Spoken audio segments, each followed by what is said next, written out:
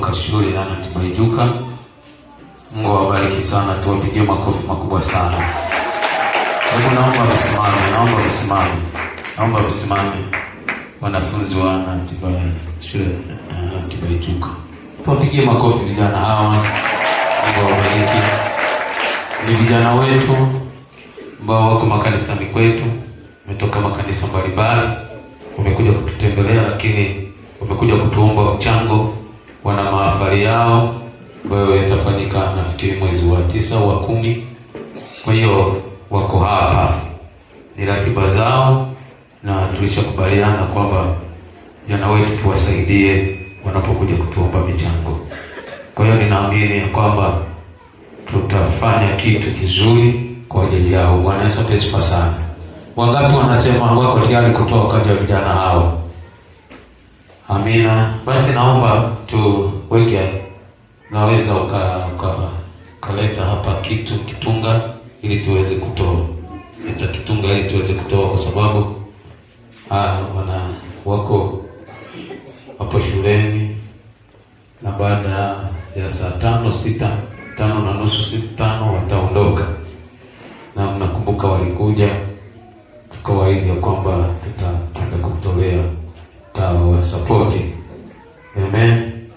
Hebu gusa mfuko wako, gusa mfuko. Maana natolea. Gusa mfuko. Gusa. Bali Mungu ananiongoza kusema wewe gusa. Amen. Unajua ukija nyumbani mwa Bwana njoo na pesa. Gusa mfuko. Wengine mnashika kichwa, wengine ndevu. Ndio vinaacha kushika ndevu. Mwanaume washikake ndevu wakati wa kutoa. Kaeni. Wamama huwa wazobaiki kwa wakati wa kutoa. Gusa mfuko, gusa sadaka yako. Amen. Tunakwenda kufanya kitu kwa ajili ya vijana hawa, na nitaomba tuombe. Naomba ufunge macho tuombe. Baba yetu Mungu Mwenyezi, Mfalme wa falme, tunakwenda Mungu wetu Baba kutoa sadaka nzuri kwa ajili ya vijana wetu wa Kasfeta, ambao Baba tazama Mungu wetu wamekuja Baba kutushirikisha mahitaji yao. Mungu ninaomba tunapokwenda kutoa ukabariki kila mmoja anayekwenda kutoa, na sadaka hizi zikafanye kazi yako katika maeneo ya pale shuleni. Bwana unajua uhitaji wao, unajua bajeti yao. Mungu wetu tunawategemeza kwa kuwa ni watoto wetu, na Bwana tunafanya hivyo kwa utukufu wa Yesu Kristo, na kila mmoja aseme amen. Haya. Asante. Mungu akubariki sana dada. Mungu akubariki sana. Barikiwe sana. Jamani, tupige makofi kwa ajili ya watoaji.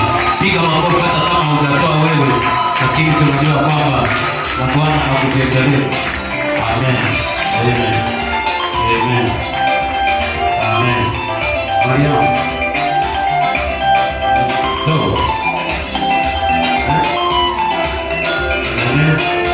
Haleluya.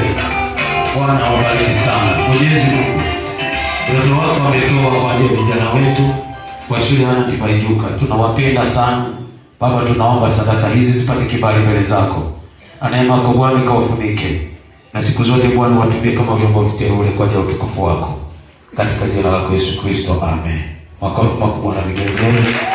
Basi ndio kanisa, unaweza ukahesabu vizuri. Enda pale ofisini, alafu utachukua bahasha, utawekea na utamkabidhi kiongozi wao. Haleluya. Nina tangazo tu moja ambalo naomba nilirudie, ijapokuwa limetangazwa. Semina ya matendo ni zile semina ambazo tulikuwa tunafundisha za moto uamsho, sasa zinaitwa semina za matendo. Semina matendo. Tunasimama na kitabu cha Matendo ya Mitume. Tunaleta uamsho mkubwa kutoka katika kitabu cha Matendo ya Mitume. Amina. Jamani, amen. Hebu nipungie huko nyuma, nipungie. Kwa hiyo naomba mahudhurio mazuri. Ninakemea kwa jina la Yesu Kristo wote ambao hawatakuja, na Roho wa Mungu awe juu yao waje kwenye ibada. Sema amen. Kwa hiyo roho ya kutokuhudhuria nikemea haipo, na kuomba uhudhurie. Na mwishoni tutakwenda kuchangia kwa ajili ya mgeni wetu, na Naamini ya kwamba tutafanya vizuri. Mimi nilitakiwa niende Rubya kwa ajili ya kufundisha semina, lakini nimeongea na mchungaji wa Rubya, nitaenda mwezi wa 5 kwenye ile wiki ya Pentekoste, lakini nataka nione tunavyomhudumia mgeni wetu. Amina jamani, amina. Lakini pia kuna watu tutakutana nao hapa, kuna watu tutakuwa na vipindi nao hapa, kwa hiyo sitaenda kule. Kwa hiyo nitakuwa hapa, usije ukasema mchungaji hayupo, ngoja nisihudhurie. Hudhuria, kuna Mungu atakwenda kusema na wewe. Tutakuwa tunakutana hapa saa 9:30 kama ilivyosema. Nusu saa itakuwa ni ya kusifu na kuabudu. Saa 10 kamili anasimama mpaka saa 11:30 au 11 kamili, alafu tunaendelea na maombezi mpaka saa 11:30. Tunaondoka, tunarudi nyumbani. Piga makofi makubwa na vigelegele. Kwa hiyo sitegemei kama utachelewa. Tegemei kama utachelewa. Asanteni sana. Naomba tu niseme tunazamia kufanya mabadiliko kwenye timu ya kusifu na kuabudu. Tutaka kufanya mabadiliko. Kwa hiyo tunajaribu kupanga vizuri, kuangalia mabadiliko yatahusu viongozi.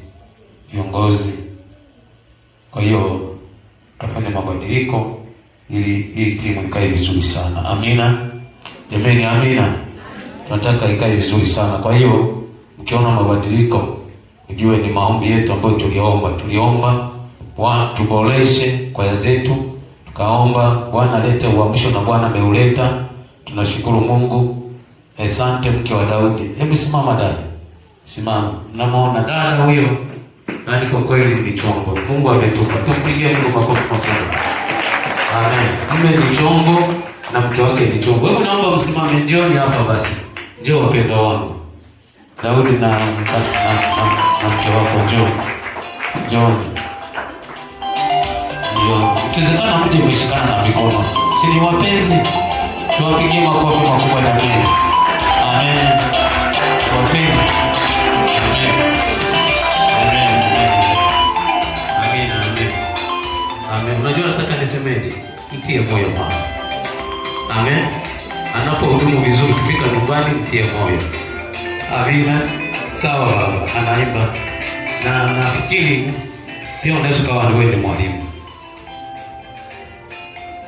Kwa vyovyote vile unavyojua tusaidie. Amina. Tusaidie. Tunataka tuperform vizuri sana kwa habari ya kusifu na kuabudu. Kwa hiyo tunaomba mama umwachilie ili aweze kuhudumu. Usije ukamkamata ukasema acha hapo wewe inatosha. Amen. Jamani, tupigie Mungu makofi makubwa. Amen. Naomba utufu na wewe pia njoo na mke wako, mshikane mikono mje hapo. Amen. Njoo. Amen. Amen. Tupigie makofi makubwa sana. Amen.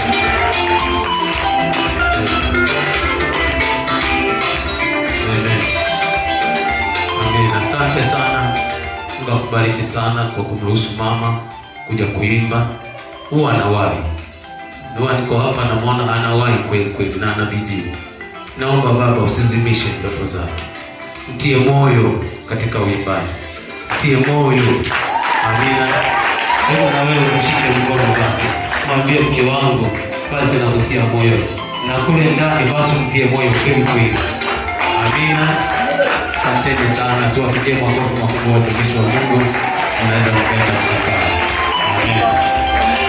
Tunaomba vile vipawa mnavyo na mambo mazuri mlio nayo ambayo mmeyaona kule au mliyatoa kule, basi mtushirikishe ili praise yetu ikae vizuri. Amina. Jamani, amina. Sasa nilisema hivi ya kwamba tunahitaji kununua vyombo, si ndio? Amesema amina jamani. Tunahitaji kununua nini? Vyombo. Sasa unaona ni inakuwa hatujawatendea haki. Lazima upate stendi. Huu uimbaji unaoona unahitaji stendi zile za mic. Si ndio jamani? Amina. halafu wakae kwenye mpangilio. Kwa hiyo wapendwa, tunahitaji kuwekeza kwenye vyombo. Sema amen.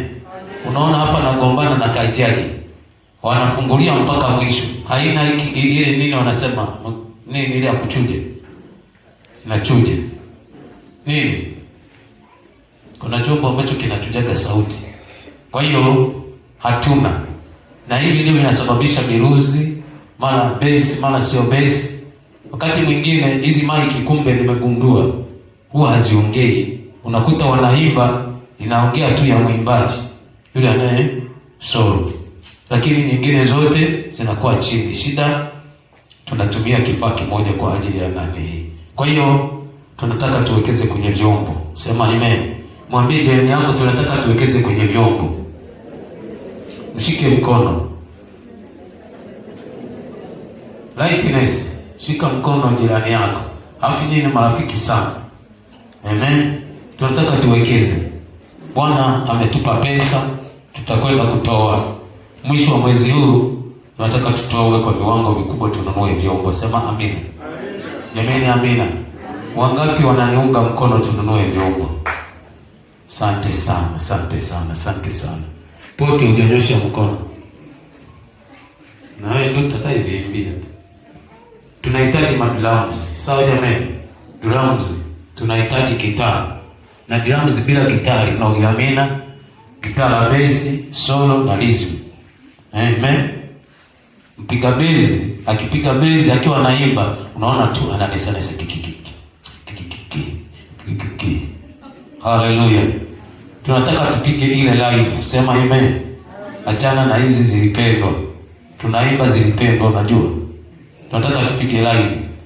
Tutanunua na kinanda ambacho ni kizuri, ambacho angalau unaweza tukarekodi. Kwa hiyo na amini ya kwamba mwisho wa mwezi huu tusikose hizo baraka. Sema amina. Na nitawatajia kila mtu na kiwango chake. Amen. Na uende ufanye kazi na umuombe Mungu. Hapo mjaribu Bwana. Mwambie Mungu, na mimi hapa na kujaribu test. Test nani? Mungu. Sawa Jodia? Jaribu Mungu, mwambie na mimi nakujaribu hapa. Lazima nikujaribu. Kwa hiyo na wajua kila mmoja viwango vyake vya pesa na vijua, naelewa kabisa mkulima namjua. Kwa hiyo hautaumia. Jamani amina. Sasa naomba tuombe. Mwenyezi Mungu, tunakwenda kusikia neno lako hili. Naomba tubariki katika jina lako Yesu. Amen. Juzi nilikuwa na somo ambalo linasema sadaka katika historia. Sadaka katika historia. Nikazungumzia kanisa la mahali pamoja kujiendesha lenyewe kimsingi kwa ajili ya sadaka. Kanisa la mahali pamoja linajiendesha kwa ajili ya sadaka. Na nilikuwa nawaambia watu wa SPCT, nikamwambia damu ya SPCT ni pesa. Na taasisi ya SPCT inahitaji pesa. Kanisa linahitaji pesa. Sema amina. Linahitaji watu wenye moyo na wenye kuwekeza kwa ajili ya kanisa. Kanisa likiwa na pesa, tutafanya mambo mengi ya kimaendeleo. Sema amina. Jamani amina. Lakini kanisa limekuwa na vyanzo vichache tu vya mapato. Tunategemea sadaka ile ya hiari na tunategemea zaka. Mchango wa si mara nyingi michango. Tukitoa na tunatoa kwa sio sana. Bwana saidie sana. Lakini ninaona makanisa mengi na watu waliokoka wengi wanawekeza kwenye michango. Kuchangia mambo ya ujenzi, kuchangia ununuaji wa vyombo, kuchangia kununua gari la kanisa, kuchangia ujenzi wa kanisa, ujenzi wa choo. Haleluya. Jamani amina. Hivi tuko pamoja? Kwa hiyo kanisa lolote, taasisi yote ile lazima ifanye mambo ya maendeleo kwa ajili ya kanisa. Hizo zote ni sadaka. Mwambie jirani yako hizo ni sadaka. Bwana asifiwe sana. Kwa hiyo kanisa la mahali pamoja linajiendesha kwa kutumia fedha. Hatuna wafadhili. Naomba uondoe yale mawazo ya kwamba sisi tuna wafadhili. Wafadhili wafia mbali. Wafadhili ni sisi kwa sisi. Sema amina. Ni mimi na wewe. Haleluya. Biblia inasema ni heri kutoa kuliko kupokea. Ni heri kutoa kuliko kupokea. Mbona kama vile mmenyeshewa? Ni heri kutoa kuliko kufanya nini jamani? Pokea. Maana ukitoa unategemea kupokea. Kwa hiyo nawatia moyo asubuhi leo hii, tunahitaji wapendwa kumtumikia Bwana kwa mali zetu, kwa mali zetu. Namba 2 nikasema ufanisi na utendaji wa kanisa unategemea kwa sehemu kubwa mfumo wa sadaka. Ufanisi, ukiona kanisa limefikia mafanikio makubwa, ni sadaka ambazo tunazitoa. Wanaweza pesa sana, michango mbalimbali. Jamani, amina. Kwa wamama michango, kwa wababa michango, kwa vijana michango, ili kazi ya Mungu iende mbele. Haleluya, haleluya, haleluya. 3, makanisa ambayo yamefuata maekezo ya matoleo wamejikuta wana mafanikio makubwa. Makanisa ambayo wamefuata utaratibu wa matoleo kibibilia wamejikuta wana mafanikio makubwa kikanisa. Kwanza wanakuwa na kanisa zuri. Amina. Wanakuwa na kanisa zuri. Hawana kanisa kama hili ambalo lina mabanzi. Haya mabiti haya, unakuta ni vioo vya kuslide. Kuna sakafu nini, naweka vigae kama hivi hapa. Watu wanakaa vizuri. Viti sio vya plastiki. Viti vinatoka China, Japani. Watu wanakaa wana relax. Sema amina. Sema amina. Ukiona mambo mazuri ndani ya kanisa, kanisa lina vitu vizuri, ni pesa za washirika. Pesa za washirika. Na washirika wanaotoa, na Mungu pia anawabariki. Ukiona madhabahu kama hizi au zile nyingine, ni pesa za washirika. Kwa hiyo tunahitaji wapendwa kuwekeza kwa Mungu kwa ajili ya kumtolea Bwana. Haleluya. Haleluya. Tukimtolea Bwana tutapeleka injili maeneo mbalimbali. Tukimtolea Bwana, tukimtolea Mungu, tutajenga makanisa katika matawi yetu. Tutafungua makanisa. Haleluya. Tutafungua makanisa. Lakini tukimtolea Mungu na pesa zikawepo, tutajenga kanisa la watoto. Tutajenga kanisa la watoto. Kwa hiyo Bwana atusaidie ili tuwe watoaji. Sema amina. Namba 4, tangu wakati wa kanisa la jangwani tunaona Musa na Haruni wakimwambia Farao awape ruhusa waende jangwani kumtolea Bwana dhabihu au sadaka au michango. Bwana pesa sana. Dai kubwa la Musa mbele ya Farao. Alimwambia Farao, naomba kibali. Hawa watu Mungu anataka waende kumtolea dhabihu jangwani. Sema amen. Jameni, amina. Kwa hiyo Mungu anataka tumtolee. Mungu anataka fedha zetu. Mungu anataka mali zetu zimtumikie. Mungu anamwambia Musa, waambie wana wa Israeli wanatakiwa wanitumikie. Kumbe kumtolea Mungu ni utumishi. Haleluya, wana wa Mungu. Kumtolea Mungu nini jamani? Ni utumishi. Ni utumishi. Halafu wana wa Israeli wanasema hatutatoka na kila kitu. Hatutaacha hata ukwato wa ngamia. Sema amina. Hawatauacha, wataenda nao. Tena wanasema inawezekana Bwana akautaka ili umtumikie Bwana. Tutamtumikia Bwana na mali zetu. Sema amina. Tutamtumikia Bwana kwa nguvu zetu. Sema amen. Sema amina. Kama nataka kubarikiwa, nataka nikuambie uwe mtoaji. Uwe mtoaji. Na kama nataka Bwana akuinue katika viwango vikubwa kwa habari ya uchumi, uwe mtoaji. Uwe mtoaji. Na wakati mwingine shetani huwa anahubiri kwenye utoaji. Anaweza kukuambia usitoe, utakuwa masikini. Usitoe. Nimeshuhudia watu wakitoa mpaka seti yao ya mwisho na Bwana anawainua. Kwa hiyo tunahitaji kumtolea Bwana kwa ajili ya kazi yake. Haleluya. Haleluya. Sasa Biblia inasema ile kitabu cha Kutoka sura ya 3 mstari wa 18. Hebu naomba ufungue haraka haraka. Na mwingine afungue Kutoka sura ya 5 mstari wa 3. Kutoka sura ya 5 na mstari wa 3. Kutoka sura ya 3 mstari wa 18, naomba poti usome.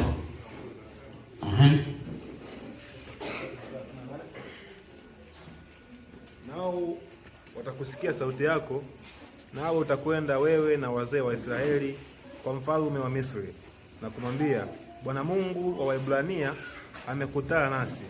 Basi sasa twakuomba tupe ruhusa twende mwendo wa siku 3 jangwani, ili tumtolee dhabihu Bwana Mungu wetu. Amen. Bwana Yesu asifiwe sana. Mungu mwenyewe anasema, anaongea, anamwambia Musa kwamba utakaposikia sauti ya Bwana Mungu wako, awaambie wana wa Israeli, amwambie Farao ya kwamba Mungu anawataka wana wa Israeli waende jangwani, waende wamtolee. Kwa hiyo wapendwa, sisi ambao tumeokoka, madhabahu yetu ni pale tunaposali. Amina. Pale tunaposali, hapo ndipo Mungu anataka tumtolee, tumtumikie. Mungu anataka wana wa Israeli wamtumikie, wamtolee. Hebu naomba usome sura ya 5 na mstari wa 3.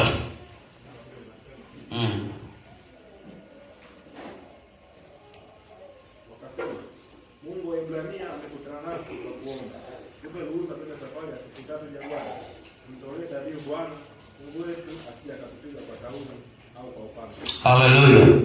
Mungu ameshasema na Musa, na Musa naye anaenda kwa Farao amwambie Mungu amesema nao, na anaambiwa Farao ya kwamba awaachie waende kumtolea, wamtolee. Bwana Yesu asifiwe sana. Kwa hiyo wapendwa, tunahitaji kumtolea Mungu. Mungu anahitaji fedha zetu. Mungu anahitaji vitu vyetu. Sema amen. Sema amen. Anawaambia awaachie waende kumtolea, awaachie waende kumtumikia Mungu wao. Kwa hiyo Mungu anataka tumtolee. Hauwezi kuwa na vyombo kama hivi hapa kama hatutaweza kumtolea Bwana.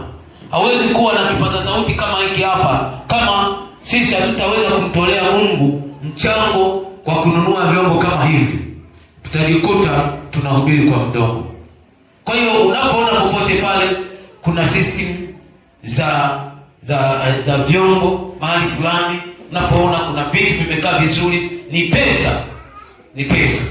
Na Mungu mwenyewe ametuamuru tumtolee na anaagiza tumtolee. Kwa hiyo wapendwa, anawatia moyo, toa kwa ajili ya kazi ya Mungu. Sema amina. Jamani, amina. Tufadhili kazi ya Mungu na Mungu atatubariki. Tena anasema hivi ya kwamba awaambie ya kwamba watoe, maana wasipotoa watapigwa kwa tauni. Kumbe usipomtolea Mungu anaweza katilia mapigo. Mungu anaweza akaondoa baraka zake juu yako. Kwa hiyo naomba nikwambie ndugu yangu mpendwa, unapotoa Bwana anafungua milango. Unapotoa Mungu anaondoa magonjwa kwenye familia yako. Unapotoa Mungu anakuondolea madhaifu ya aina mbalimbali. Sema amina. Mungu anakuponya unapotoa. Amina. Biblia inasema ndio kwamba Musa aende amwambie Farao ya kwamba Mungu anataka matoleo ili asiwapige kwa tauni. Kumbe tunapomtolea Mungu anaweza katulinda tusiugue.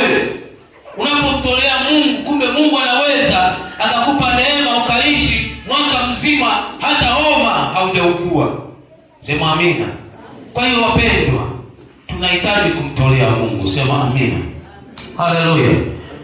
Namba 5 ni marudio hapa. Namba 5 anasema kanisa la jangwani lilithamini umuhimu wa kumtolea Mungu sadaka. Kanisa la jangwani la wana wa Israeli, Musa aliyokuwa analiongoza, walithamini sana na walijali sana utoaji. Haleluya. Jamani, Bwana Yesu asifiwe sana. Hebu msalimie jirani yako, mwambie Bwana Yesu asifiwe sana mpendo. Kwa hiyo kanisa la jangwani lilijali sana kumtolea Bwana.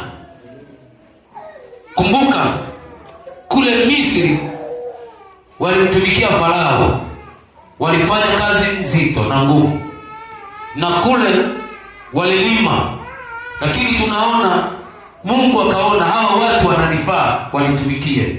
Hawa watu ni watu wangu ambao mimi nimewabariki. Katika vitu hivyo nataka wanitumikie. Kwa hiyo wana wa Israeli Mungu aliwaandaa kwa ajili ya utumishi. Na wewe Bwana amekuokoa ili umtumikie kwa kumtolea. Sema amina. Jamani, amina. Sasa ukisoma kitabu kile cha Kumbukumbu la Torati sura ya 12, utaona Mungu anaelekeza tumtolee wapi. Kumbukumbu la Torati sura ya 12. Naomba msomaji wangu usome sura mstari wa 5 na wa 6. Naomba usome. Neno la Mungu linasema, Amen. Lakini mahali atakapochagua Bwana Mungu wenu katika kabila zenu zote, apaweke jina lake, maana ni makao yake. Elekezeni nyuso zenu hapo, nawe uende huko. Mstari wa 6. Pelekeni huko sadaka zenu za kuteketezwa na dhabihu zenu na zaka zenu na sadaka za kuinuliwa ya mikono yenu na nadhiri zenu na sadaka zenu za hiari na wazaliwa wa kwanza wa makundi yenu ya ng'ombe na ya kondoo, na huko mtakula mbele za Bwana Mungu wenu. Nanyi furahini katika yote mtakayotia mikono yenu, nanyi na wa nyumbani mwenu. Asante sana. Bwana Mungu akubariki sana. Ule mstari wa 5 anasema hivi, lakini mahali utakapochagua Bwana Mungu wetu katika kabila zenu zote, apaweke jina lake, maana ni makao yake. Elekezeni nyuso zenu hapo, nawe uende huko. Peleka huko sadaka zenu za kuteketezwa. Bwana Yesu asifiwe sana. Ule mstari wa 5 anaelezea, anasema hivi ya kwamba pale Mungu atakapochagua ili tumwabudu, hapo anasema ndipo tuelekeze nyuso zetu. Bwana Yesu asifiwe sana. Anasema pale ambapo tutachagua Bwana kumwabudu, hapo tuelekeze nyuso zetu. Kwa maana nyingine pia anasema pale wewe utakapochagua kumwabudu Mungu, hapo elekeza uso wako. Kwa maana hii ya kwamba hapo ndipo ni madhabahu yako. Hiyo ndio ni nini ambayo unatakiwa kumtolea Bwana. Sema amina. Jameni, amina. Kwa hiyo Mungu alichokuwa anazungumzia, alikuwa anazungumzia madhabahu ya kumtolea Bwana, mahali pa kutolea Bwana, mahali pa ibada. Mungu mwanzoni hakuwa na ibada za kuimba, ilikuwa ni ibada za utoaji. Mungu anamwambia Kaini, nenda jangwani na Abeli mkanitolee. Sema amina. Haleluya. Hawakwenda kuimba, walienda kufanya ibada ya matoleo. Kwa hiyo wakajenga madhabahu, halafu wakamtolea Bwana. Hapo ndipo Bwana alitaka wamtolee. Kwa hiyo Mungu anarudia lile la Kaini na Abeli. Amina. Anasema pale utakapoelekeza uso wako, hapo ambapo umechagua kuabudu, toa hapo. Toa kwa ajili ya kazi ya Bwana. Jamani, Bwana Yesu asifiwe sana. Toa. Naomba niwaambie wapendwa, wengine wanasema hakuna ibada isiyokuwa na sadaka. Hizo tunapamba, lakini ukweli Mungu anataka matoleo, na ndio ibada ya kweli. Sema amina. Jamani, amina. Nataka nikwambie Mungu anatembea katika matoleo. Mungu anatembea katika kumtolea. Ibrahimu alimtoa Isaka na Mungu akatembea naye. Sema amina. Jamani, amina. Haleluya.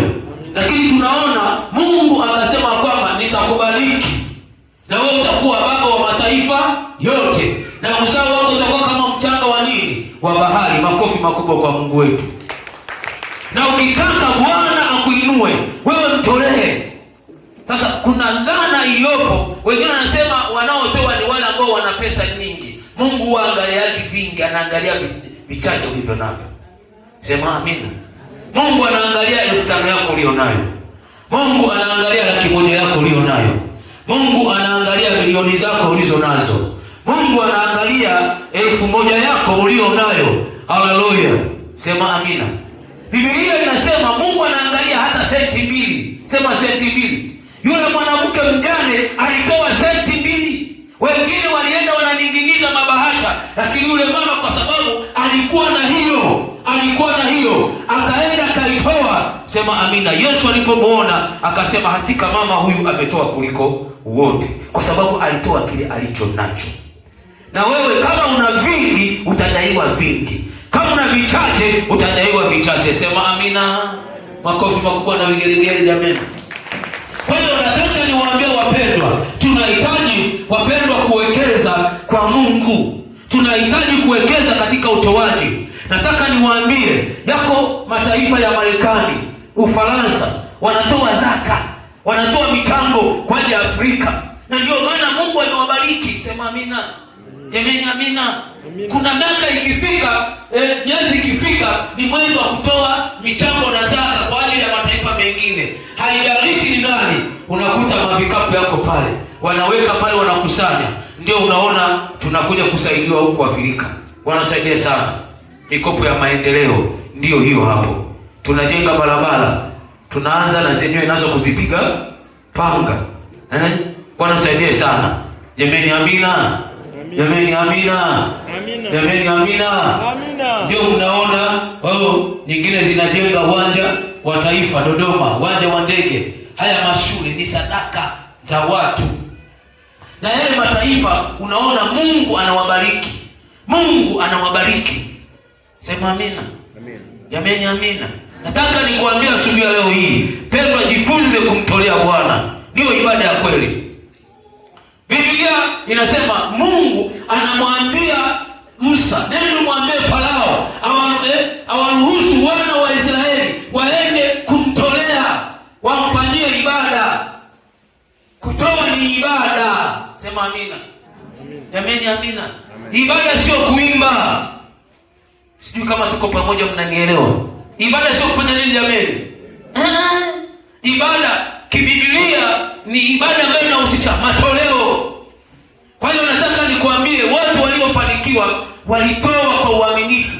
Walitoa walicho nacho na Bwana akawabariki. Haleluya. Kwa hiyo ndugu zangu wapendwa, tunahitaji kumtolea Mungu. Tunahitaji kuwekeza kwa Mungu. Ili tuwe na vyombo tunahitaji kutoa michango ya aina mbalimbali. Sema amina. Lakini nataka niwaambie wapendwa, tumekuwa tukilemea sana tukisemea sana sadaka za hiari.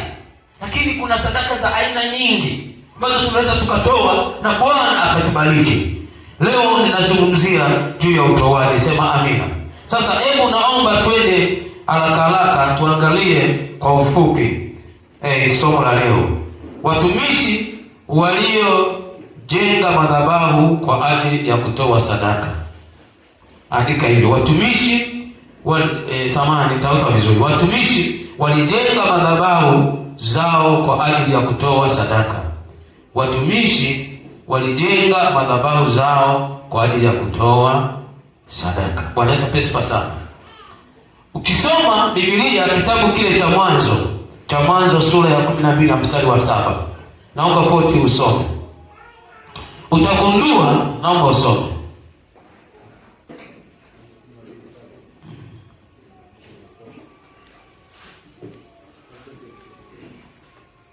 Mwanzo.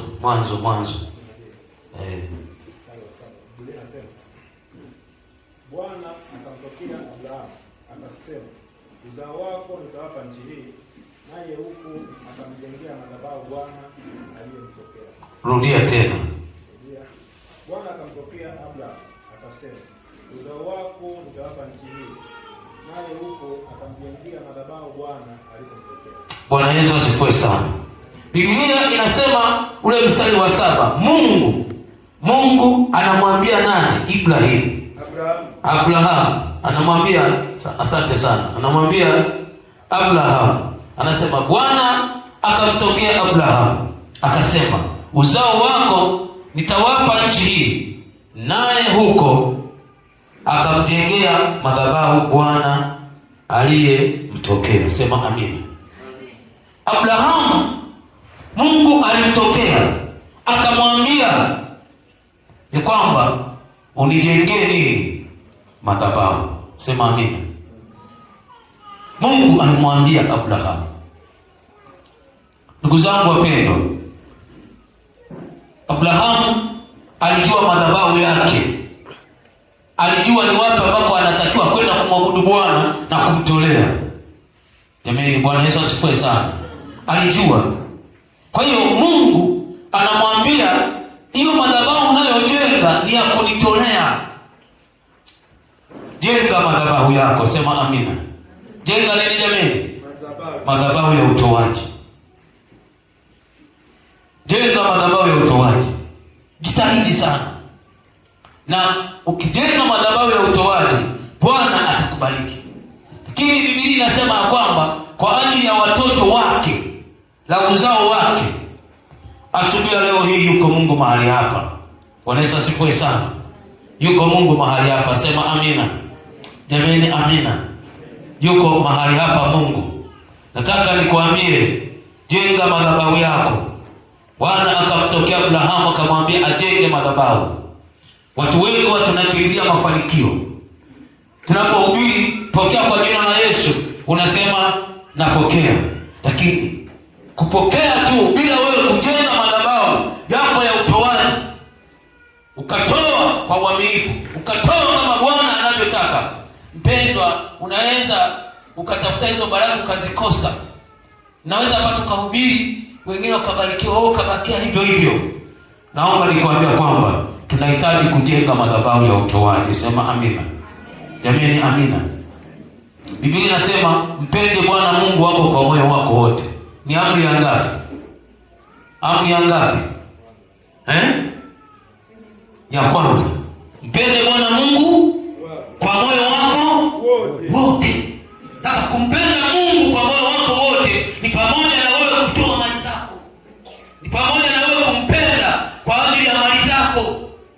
Hawezi kusema unampenda Mungu lakini wewe hautoi. Jamani, sadaka ndio inatuunganisha sisi na Mungu. Bwana Yesu asifiwe sana. Pungia mkono, punga mkono.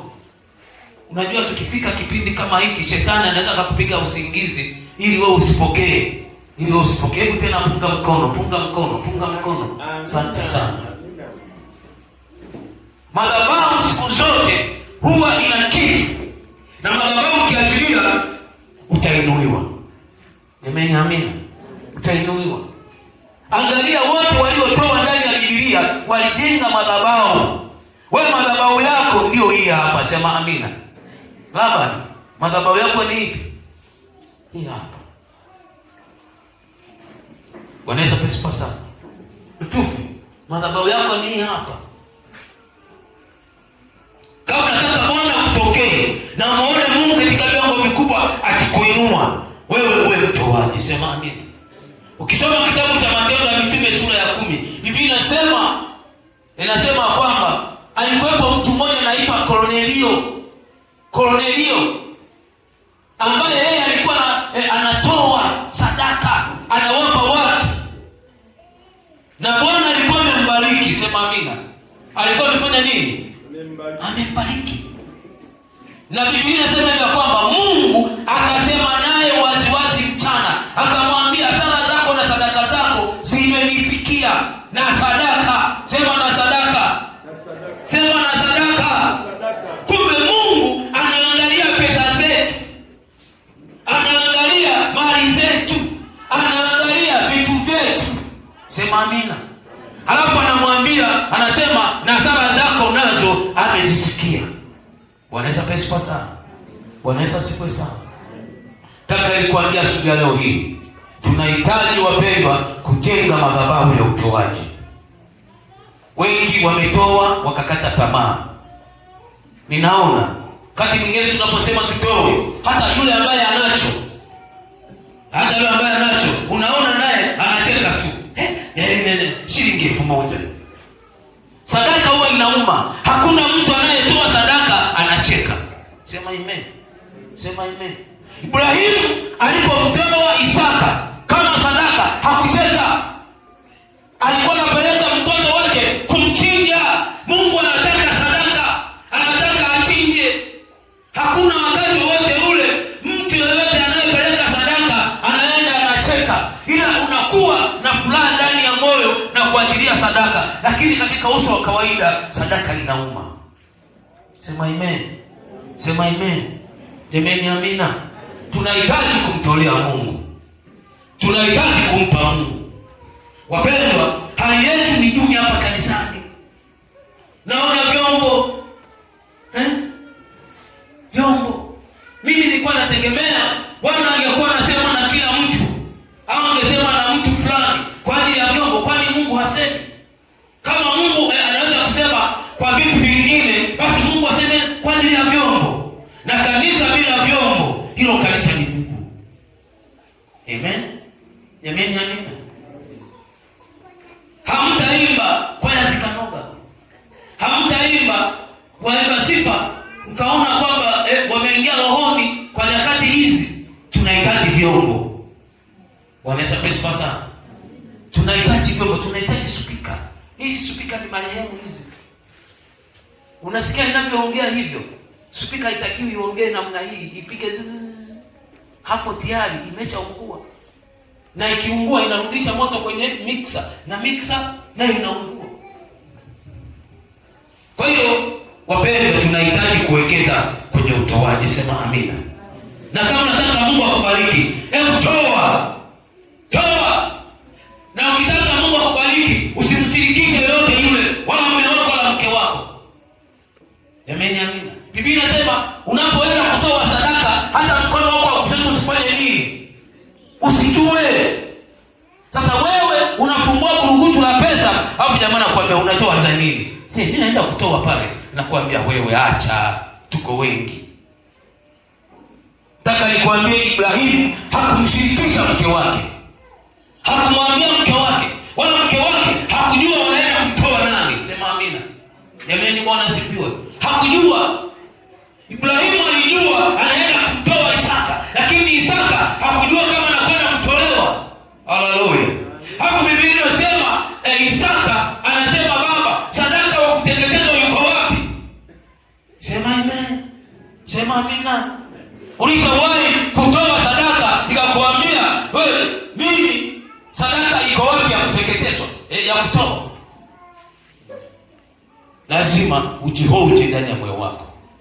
Kama nataka Bwana kubariki, kama nataka kuona mafanikio, kama nataka maongeo ya ng'ombe yako, ng'ombe zako ziongezeke, kama nataka mbuzi zako ziongezeke, kama nataka kuku wako wakae salama bila kuugua, hebu mtolee Bwana. Sema amen. Na utoaji una aina mbalimbali, na wengi tumekosa mafanikio kwa kutokuiangalia kazi ya Bwana. Na ukifuatilia wanaotoa sana ni wale wenye kipato cha kati. Lakini ukifuatilia makanisa mengi, wale ambao wana vipato vikubwa wanatoa kwa nadra sana. Nilikuwa naongea na mchungaji mmoja akasema, kuna mtu hapa kanisani kwangu ana pesa za kutosha, lakini kila hapa tukitaka kujenga, yeye anaahidi hela ndefu. Lakini mwanangu, kuja kuipata ni kama ina nini? Ina gundu. Mnajua ikundu? Mnafahamu gundu? Yaani haitoki wapi? Mikononi. Anasema yule jamaa, yaani anaahidi hela kubwa, hapo anasema hiyo yote mimi nitamalizia acheni. Lakini wanafika hatua mpaka wanasema huyu tumwache. Mtambo mwingine ukija anaahidi tena. Akishaahidi amemaliza pale. Kwenda kumdai ile pesa, unajua nimepeleka watoto shule, unajua nimelipa kitu fulani, unajua nimefanya hivi. Uliahidi kwa ajili ya kazi ya Bwana. Acha tabia hiyo, hautabarikiwa. Usimwambie Mungu uongo. Na kama unacho toa, na kama unacho hutoi, mali zako unaziweka kwenye mfilisi. Unajua mfilisi? Mfilisi wamsaidie sana. Pili, unajua mfilisi? Biblia inasema mnaweka kwenye mifuko iliyofanya nini? Ndio mfilisi. Mfuko wako hujatoboka tena unauangalia. Mbona mfuko wangu mchungaji simu umetoboka? Wapi? Mungu anasema ataachilia wanao haribu. Ataachilia matumizi yasiyokuwa na lazima, kwa sababu wewe sio mtoaji. Wapendwa, tunahitaji kumtolea Mungu. sema amina. Ukitaka afya njema, mtolee Bwana, sema amen. Ukitaka Mungu akuinue katika vyombo vikubwa, fanya hapa kanisani kitu, sema amen. Tunahitaji vyombo, tunahitaji madramzi, tunahitaji spika, tunahitaji kuhubiri mikutano. Toa, sema amen. Kuna mama mmoja wamehama hapo, wameenda Dar es Salaam. Alikuwa anatuma hapa sadaka ya uinjilisti. Si ndio kaija? Remi hayupo, ndio alikuwa anamtumia. Mwanzo anaitumia mimi, baadaye anamtumia Remi. Sijui kama mpaka sasa hivi anatuma, sijui. Na Mungu amewainua, kawatoa mlema, kawapandisha cheo, mume wake ni auditor. Huko. Kuna kashirika fulani kama ndani ya serikali, auditor mkuu. Mke wake yule amemaliza chuo, sasa hivi mama yule amepanda cheo. Ndio Mungu makofi makubwa anavigelegea. Mungu anataka kuinue wewe, lakini kwa sababu ya wewe moyo mgumu, kwa sababu hutaki kuinuliwa, hutaki kubarikiwa, ndio maana uko namna hiyo. Hebu naomba nikwambie, kutoa ni baraka. Sema amina. Makanisa mengine wanashindana kubadilisha madhabahu. Washirika, dada, umefanya hivi, analeta kitu kingine kizuri kuliko kile. Hao watu kanisa mtakuta, yani mtu anakuambia, unajua leo Mungu amenibariki, kuna mtu ameniitia kitu fulani Bwana, tena cha bei nafuu. Mimi Mungu amenipa pesa, nataka kufungua biashara fulani, nataka kwenda Dubai. Sema amina. Nataka kwenda Dubai. Waje kufikia mafanikio hayo kama wewe hautaanza na pesa ndogo ndogo kumtolea Bwana. Ukisubiri ziwe nyingi, hautatoa. Tunahitaji kumtolea Bwana. Mungu anataka fedha zetu, Mungu anataka mali zetu, Mungu anataka dhahabu zetu. Sema amina. Biblia inasema hivi kwamba Mungu anataka kuku zetu, Mungu anataka ng'ombe zetu, Mungu anataka mashamba yetu. Sema amen. Jamani, Bwana sifiwe sana. Tunahitaji wapendwa tununue spika. Tunahitaji tununue hapa drum. Ndio maana Mungu anatuletea watu hapa wa kutukumbusha wajibu wetu. Jamani, nakuja hapa inasema tunanunulia magitaa na madrums, hapo tunacheka. Nitakuja. Mungu anaona hawa wote wanajiongeza. Jamani, naishia mitini. Mungu sasa anataka tumtolee, tununue vyombo. Sema amina. Kanisa linahitaji vyombo. Sema amina. Mwambie jirani yako, kanisa linahitaji vyombo. Kanisa linahitaji vyombo. Sema amina. Wapendwa, nataka niwaambie katika malengo yetu ya mwaka juzi na mwaka jana na mwaka huu, tunatembea na kauli mbiu kwamba tunajenga na Mungu, tunatumika na Mungu. Sema amina. Tulijiwekea malengo tujenge nyumba ya mchungaji. Leo tuna nyumba ya mchungaji. Makofi makubwa na vigelegele. Jamani, pigeni makofi. Kama mpigi ni Mungu wala mkomoi, piga makofi. Amen. Mzee amesema hana macho lakini yako ya rohoni. Usipopiga malaika watapiga. Amen. Sema amen. Nataka niwaambie wapendwa, kauli nyingine kingine kitu ambacho tutaka tufanye kujenga choo. Tumalize, lakini choo inaenda msuha, inaenda mdogo. Nataka niwaambie, Bwana bado anatupima na tuangalia. Tunahitaji vitu vifanye. Na tumekusudia tuvifanye ndani ya mwaka mmoja au mwaka mmoja na nusu. Sasa vinaenda miaka mitatu. Tumekwama wapi? Je, Mungu wetu atubariki? Je, Mungu wetu atupe fedha? Je, Mungu wetu hajatupa mipango mizuri ya kuweka? Ametupa. Ila kwa sababu sisi tunamnyima Mungu matoleo yetu, tunakataa kutoa. Ndio maana jambo liko namna hiyo, ndio maana tuko namna hii. Lakini kuna watu ambao Bwana anataka wabariki kwa sababu ya ujenzi. Sema amen. Jamani, amina. Taka niwaambie wapendwa, michango tunapoitoa Bwana anatubariki, Bwana anatuinua. Wana wa Israeli, Mungu anawaambia, Mungu anataka wamtolee zile sadaka na mchango alikuwa anatoa kule jangwani. Ilikuwa inafanya nini? Ilikuwa ni kwa ajili ya kazi ya Mungu. Biblia inasema wakafika jangwani, wakajenga hema. Walipojenga hema, Bwana akashuka akakaa mle. Sema amina. Tukijenga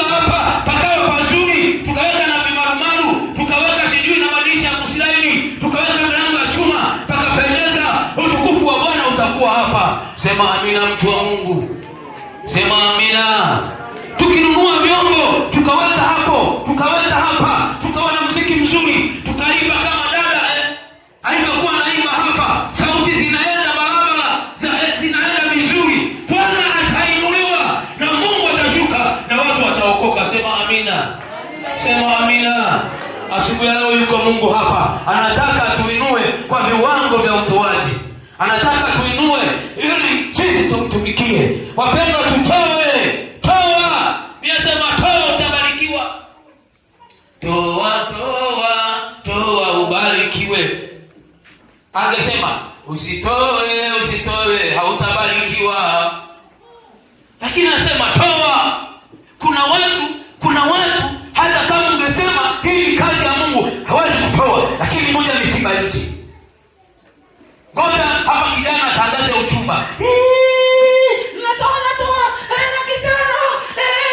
Tunakwenda kula, tunazimalizia chooni, hazina kumbukumbu. Nataka niwaambie wapendwa, tusipoiangalia kazi ya Mungu, inawezekana kabisa Bwana akaja kutubariki. Inawezekana Mungu akaacha mambo yetu yakaribika. Lakini tunapoangalia kazi ya Mungu na kuichangia na kusongesha mbele la Mungu, Bwana naye anaangalia mambo yetu. Sema amina. Jamani, tuko pamoja. Naona watu hamtikisa hata na vichwa. Lakini kama leo ningesema Yesu yuko hapa, mtenda muujiza, anaponya, anafufua, ningesikia kwa vigelegele. Hebu mshangilie Mungu kwa ajili ya utoaji. Bwana kuna kitu anakwenda kufanya juu yako. Pesa na dhahabu ni mali ya Bwana, wala sio mali yako. Wala tolewa sio mali yako. Ndio maana Ibrahimu alimtoa mtoto wake.